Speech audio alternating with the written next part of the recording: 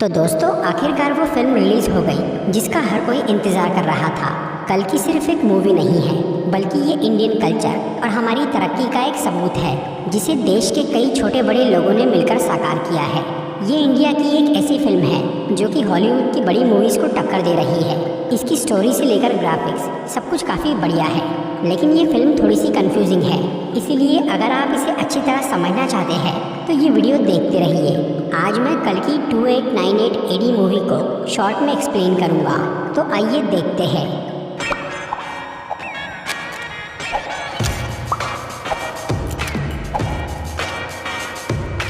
ये कहानी शुरू होती है महाभारत के समय में, जब कुरुक्षेत्र की जंग खत्म हो गई थी।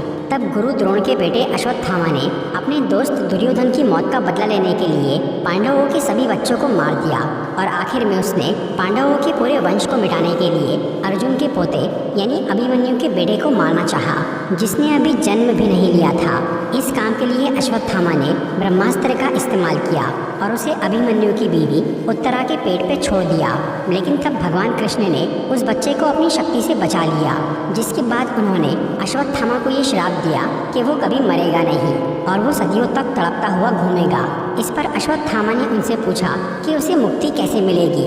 तब श्री कृष्ण ने उससे कहा कि कलयुग के अंत में जब बुराई अपनी चरम पे होगी तब वो अपना 10वां और आखिरी अवतार लेंगे और उस वक्त उनके जन्म को एक बुरी ताकत रोकना चाहेंगी। तब अश्वत्थामा को उस गर्भ की रक्षा करना होगा, इसी से उसे मुक्ति मिलेगी। इसके बाद भगवान कृष्ण अश्वत्थामा के सर से उसका मणि निकाल लेते हैं, जिससे उसे सेहत और शक्ति मिलती थी। और वो अश्वत्थामा को बोलते हैं कि जब उनके पुनर्जन्म का वक्त आएगा तब उसे ये मणि वापस मिल जाएगी। इसके बाद समय बीतने लगता है और अश्वत्थामा प्रायश्चित करते हुए घूमता रहता है। उसका शरीर बूढ़ा और घायल हो रहा था, पर वो मर नहीं रहा था। वो बस एक ही प्रार्थना कर रहा था कि भगवान जल्दी वापस आए और उसे मुक्ति मिल जाए। इस तरह से 6000 साल गुजर जाते हैं और अब ऐसा समय आ गया था जहां दुनिया पे एक बुरे आदमी ने कब्जा कर लिया था। उसका नाम था सुप्रीम यास्किन, जो कि एक बहुत ही होशियार और ख़तरनाक आदमी था। उसका मानना था कि इंसानों ने इस दुनिया को बहुत नुकसान पहुंचाया है, इसीलिए उसने अपनी टेक्नोलॉजी और आर्मी की मदद से सभी देशों और लोगों को हरा दिया और खुद पूरी धरती का मालिक बन गया और उसने अपने आप को भगवान घोषित कर दिया। इस सब के बाद सुप्रीम यास्किन ने दुनिया के सभी रिसोर्सेज को जमा करके काशी शहर में एक बड़ा सा हवाई महल बनाया, जिसे कॉम्प्लेक्स कहते हैं। उस जगह पे सारे सुख सुविधा मौजूद थे और बाकी सब जगह खाने पीने के भी अकाल थे। इसलिए हर कोई उस कॉम्प्लेक्स में जाकर रहना चाहता था, लेकिन वहां जाने के लिए एक डिजिटल करेंसी की ज़रूरत थी, जिसे यूनिट्स कहते हैं। कॉम्प्लेक्स में रहने की फ़ीस थी 1 मिलियन यानी 10 लाख यूनिट्स, जिसे कमाना बहुत मुश्किल था। उधर सुप्रीम यास्किन इतना पावरफुल होने के बावजूद भी एक चीज़ से परेशान था। उसकी उम्र अब 200 साल हो गई थी और वो मशीनों के सहारे जिंदा था। उसने पूरी दुनिया को तो जीत लिया था और अब वो मौत को हराने में लगा था। वो किसी तरह से अमर बनना चाहता था। इसके लिए उसने एक मिशन शुरू किया जिसका नाम था प्रोजेक्ट के। इसमें उसने एक फार्मूला बनाया जिसे पूरा करने के लिए उस केमिकल को 150 दिनों तक प्रेग्नेंट रहने वाली किसी औरत के शरीर में डालना ज़रूरी था, जिससे अमर होने का एक सीरम तैयार होने वाला था। लेकिन प्रॉब्लम ये थी कि अब दुनिया का इतना बुरा हाल हो चुका था कि काफ़ी कम औरतें ही यहाँ प्रेग्नेंट हो पाती थी और बच्चे को जन्म दे पाती थी। इसीलिए अब कॉम्प्लेक्स वालों ने हर तरह की लड़की को खरीदना शुरू कर दिया। वो लोग फर्टाइल लड़की, मतलब जिसमें बच्चा पैदा करने की क्षमता हो, उस पर एक्सपेरिमेंट करते थे और इन फर्टाइल लड़कियों से काम करवाते थे। फर्टाइल लड़कियों को लैब में रख के उन्हें आर्टिफिशियल तरीके से प्रेग्नेंट किया जाता था। फिर उनके अंदर सुप्रीम का फार्मूला डाला जाता था, लेकिन वो फार्मूला इतना पावरफुल था कि कोई भी लड़की उसके साथ 3 महीने से ज़्यादा प्रेग्नेंट नहीं रह पा रही थी। या तो वो लड़की खुद मर जाती थी या उसका बच्चा, और सुप्रीम को ज़रूरत थी 5 महीने तक प्रेग्नेंट रहने वाली औरत की। इसीलिए कॉम्प्लेक्स के लोग वैसी औरत की तलाश कर रहे थे और इस काम में सबसे आगे थे सुप्रीम के 2 खास आदमी। एक कमांडर मानस, जो कि कॉम्प्लेक्स की आर्मी का लीडर था, और दूसरा काउंसिलर बानी, जो कि सुप्रीम का सलाहकार था और उसे सभी शास्त्रों का ज्ञान था। कमांडर मानस फर्टाइल लड़कियों को ढूंढने के अलावा रिबेल्स यानी विद्रोहियों पर नज़र भी रखता था, जो कि कॉम्प्लेक्स का राज खत्म करना चाहते थे। इन रिबेल्स का सबसे बड़ा ग्रुप था शंबाला में, जो कि हिमालय पर्वत में बसी एक गुप्त जगह थी। जहाँ के लोग सुप्रीम यास्किन और उसके शासन को रोकना चाहते थे और उनका मानना था कि जल्द ही भगवान के आखिरी अवतार कल्कि का जन्म होगा जो कि दुनिया को बचाएंगे। शंबाला के लोगों के पास अश्वत्थामा के सर का वो मणि था और उन्हें ये यकीन था कि जब कल्कि के जन्म का समय आएगा तब वो मणि चमकने लगेगा। उधर कमांडर मानस और काउंसिलर बानी को उन रिबेल्स की खबर थी, इसीलिए वो शंबाला को ढूंढने में लगे थे ताकि वो इन विद्रोहियों को जड़ से ख़त्म कर सके। इस सब के बीच कॉम्प्लेक्स में काम करने वाली एक लड़की जिसका नाम SUMAT यानी सुमेटी था, वो लैब के एक्सपेरिमेंट में प्रेग्नेंट हो जाती है, पर उसकी रिपोर्ट में ये शो नहीं होता, इसीलिए सुमेटी उसे छुपा के ही रखती है। इस तरह से 5 महीने बीत जाते हैं और उसका बच्चा सही सलामत रहता है।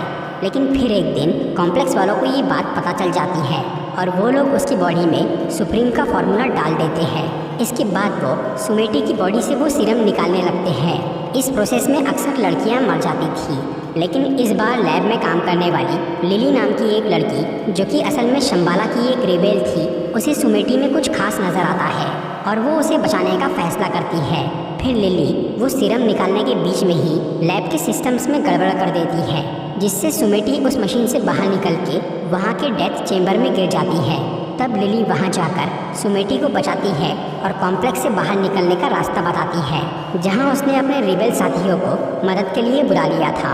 इसके बाद सुमेटी काफ़ी मुश्किल से उस कॉम्प्लेक्स से बाहर निकलती है, जहाँ वीरन, कायरा और अज्जू नाम के 3 रिबेल उसे बचाते हैं और वो सुमेटी को शंबाला ले जाने लगते हैं। रास्ते में कायरा उसे एक नया नाम देती है, सुमति। दूसरी तरफ रूमी नाम का एक बूढ़ा रिबेल आदमी शंबाला से अश्वत्थामा का वो मणि लेकर निकलता है और वो उसके साथ अलग अलग जगह जाता है, इस उम्मीद में कि उसे कल्कि को जन्म देने वाली लड़की मिल जाए जिसकी पहचान उस मणि की चमकने से हो जाएंगी। लेकिन रूमी को कॉम्प्लेक्स वाले पकड़ लेते हैं और उसे मार डालते हैं। इस दौरान उसके पास का वो मणि एक बच्ची को मिल जाता है जो कि अपनी जान बचाने के लिए एक गुफा में चली जाती है। उस गुफा में अश्वत्थामा रह रहा था, जिसे उस बच्ची के जरिए अपना मणि वापस मिल जाता है। अब वो मणि चमकने लग गया था, इसीलिए अश्वत्थामा उसे अपने सर पे लगा लेता है। इससे उसके सारे जख्म ठीक हो जाते हैं और वो बहुत ताकतवर बन जाता है। फिर वो अपने जीवन का मकसद पूरा करने यानी कल्कि की माँ को ढूंढने निकल जाता है ताकि वो उसकी रक्षा कर सके। उधर कमांडर मानस सुमति की तलाश चालू करता है, क्योंकि वो उसके पेट से पूरा सीरम निकाल नहीं पाया था। वो सुमति को ढूंढने के लिए उसके ऊपर 1 मिलियन यूनिट्स की बाउंटी यानी इनाम रख देता है। इसी वजह से कई बाउंटी हंटर्स और कॉम्प्लेक्स के सोल्जर्स सुमति के पीछे पड़ जाते हैं और वो रिबेल्स के उस ट्रक को घेर लेते हैं जिसमें सुमति मौजूद थी। तब उसे बचाने के लिए कायरा अपनी जान गंवा देती है। इसके बावजूद भी वीरन, अज्जू और सुमति को कॉम्प्लेक्स से सोल्जर पकड़ लेते हैं। तब वहाँ अश्वत्थामा आ जाता है, जिसने अपने मणि की शक्ति से कल्कि की माँ को महसूस कर लिया था जो कि सुमति थी, इसीलिए वो उसे बचाने आ गया था। फिर वो उन सब सोल्जर से लड़के उन्हें हरा देता है।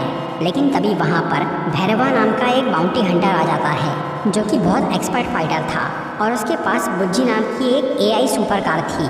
भैरवा को कॉम्प्लेक्स बहुत पसंद था और वो किसी भी तरह वहाँ जाकर रहना चाहता था, जिसके लिए उसे 1 मिलियन यूनिट्स की ज़रूरत थी। इसीलिए वो यहाँ सुमति को लेने आया था। फिर भैरवा उसे पकड़ने की कोशिश करता है, पर अश्वत्थामा उसका रास्ता रोक लेता है और तब उन दोनों की काफ़ी खतरनाक लड़ाई होती है, जिसमें भैरवा हार जाता है। इसके बाद अश्वत्थामा उन रिबेल्स के साथ सुमति को लेकर वहाँ से निकल जाता है और वो सब शंबाला पहुँच जाते हैं। वहाँ सुमति के कदम रखते ही कुछ अच्छी घटनाएं होती हैं, जिससे शंबाला के लोग समझ जाते हैं कि भगवान को जन्म देने वाली औरत आ गई है। इसीलिए सब लोग उसे माँ बुलाने लगते हैं और वो सुमति की खातिरदारी और उसकी रक्षा करते हैं। इसी बीच काउंसिलर बानी को रेगिस्तान में गांडीव धनुष मिलता है जो कि महाभारत के अर्जुन का था। उस धनुष में तब तक ही शक्ति थी जब तक धरती पे भगवान का अवतार मौजूद था, जिनके जाने के बाद गांडीव की शक्ति भी चली गई थी। लेकिन अब अचानक वो धनुष फिर से जग जाता है, जिससे बानी को लगता है कि भगवान फिर से वापस आ रहे हैं। इसके अलावा उसे कुछ और भी संकेत मिलते हैं। अभी आसमान में एक ऐसा ग्रह दिखने लग गया था जो कि 6000 साल पहले दिखा था। इस सबसे बानी को ये समझ में आता है कि भगवान के आखिरी अवतार का जन्म होने वाला है, जिनकी माँ वो लैब से भागी हुई लड़की है, क्योंकि रिबेल्स और अश्वत्थामा उसे बचा रहे थे। इससे मानस और बानी को ये डर लगता है कि अगर कल्कि का जन्म हो गया तो उससे सुप्रीम यास्मीन का राज खत्म हो जाएगा। इसीलिए वो जल्द से जल्द सुमति को पकड़ने का सोचते हैं ताकि वो उसके पेट से वो सीरम निकाल कर उसे मार सके, क्योंकि बानी के हिसाब से अगर उन्होंने अभी उस जन्म को रोक दिया तो अगले 6000 साल तक फिर वैसा समय नहीं आएगा। कमांडर मानस ये अंदाज़ा लगाता है कि वो रिबेल्स सुमति को अपने साथ शंबाला लेकर गए होंगे, लेकिन उन्हें उस जगह की लोकेशन नहीं मालूम थी।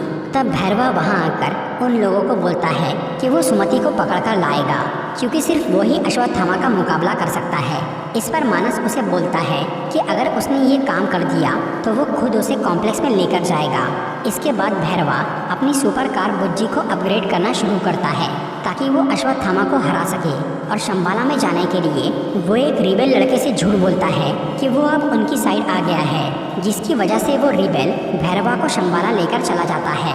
वहाँ पहुंचकर भैरवा उस लड़के को बेहोश कर देता है और फिर वो अपनी टेक्नोलॉजी की मदद से अश्वत्थामा का रूप ले लेता है।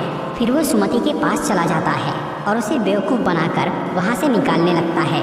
तभी असली अश्वत्थामा वहाँ आकर भैरवा का रास्ता रोक लेता है और वो उससे लड़ना शुरू करता है।